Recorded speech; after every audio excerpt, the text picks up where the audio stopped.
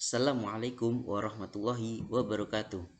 Perkenalkan, nama saya Shodikul Fuad Ramadan dari Prodi Pendidikan Bahasa Sastra Indonesia dengan NIM 203020202024. Kali ini saya akan mengerjakan tugas pengantar ilmu sastra, yaitu bab 8 analisis semiotik tentang drama Kapai-Kapai karya Arifin C. Noor.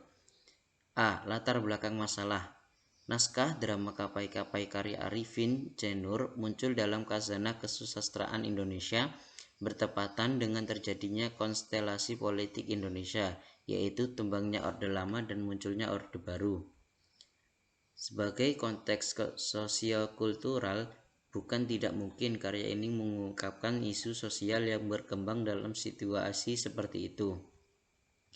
Sapardo Djoko Damono mengemukakan sastra menampilkan gambaran kehidupan dan kehidupan itu sendiri adalah suatu kenyataan sosial.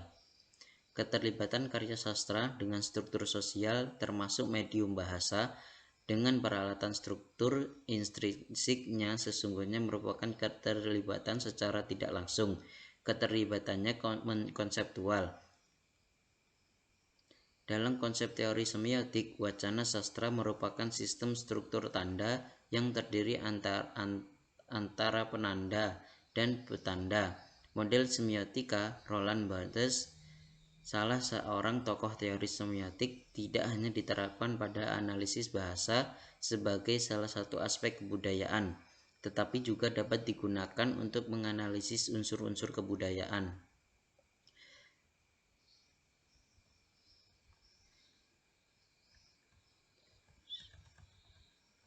B. Rumusan masalah. Problematika kemiskinan yang diangkat dalam naskah drama Kapai-Kapai ini merupakan fakta kemanusiaan yang dipandang dari sudut keterhubungannya dengan struktur sosial. Sebagai struktur sistem tanda semiotik, bagaimanakah naskah Kapai-Kapai ini menghadirkan struktur tanda-tanda untuk mengungkapkan makna secara primer, linguistik, dan makna sekunder, konotatif atau semiotik.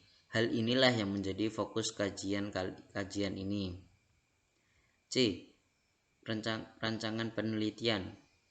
Pertama, paradigma penelitian. Meskipun semiotik berada dalam peralihan antara strukturalisme dengan pasca-strukturalisme, tapi kajiannya masih kental ke dalam strukturalisme.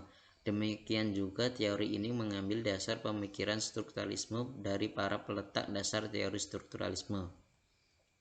Ciri khas strukturalisme ialah memusatkan pada deskripsi keadaan aktual objek melalui penyelidikan, penyingkapan sifat-sifat intrinsiknya yang tidak terikat oleh waktu, dan penetapan hubungan antara fakta atau unsur-unsur sistem tersebut melalui penyelidikan strukturalisme, menyingkapkan dan melukiskan struktur inti dari suatu objek.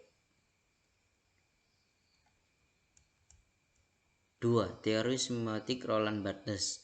Teori yang digunakan sebagai landasan pemahaman dalam penelitian ini adalah teori semiotika yang dikemukakan oleh Roland Barthes. Barthes merupakan tokoh intelektual dan filsuf Perancis yang gagasannya berada pada fase peralihan dari fase strukturalis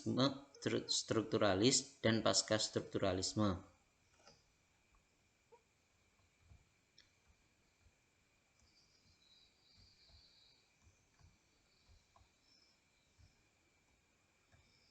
D. Analisis. Berdasarkan kerangka teori di atas, analisis semiotik terdiri atas dua tahap, yaitu tahap analisis sistem struktur tanda semiotik tingkat pertama, denotatif atau linguistik, dan tahap analisis sistem struktur tanda tingkat kedua, konotatif atau semiotik. Pada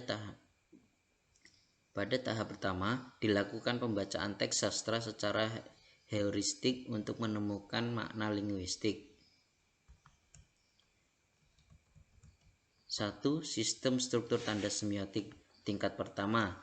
Pada sub-sub ini akan dianalisis secara heuristik terhadap naskah Kapai-Kapai karya Arifin C. Noor. Unsur penokohan sebagai tanda semiotik apabila dikelompokkan berdasarkan kategori penokohan sebagaimana yang dikemukakan dalam teori sastra. 1. Tokoh sentral protagonis.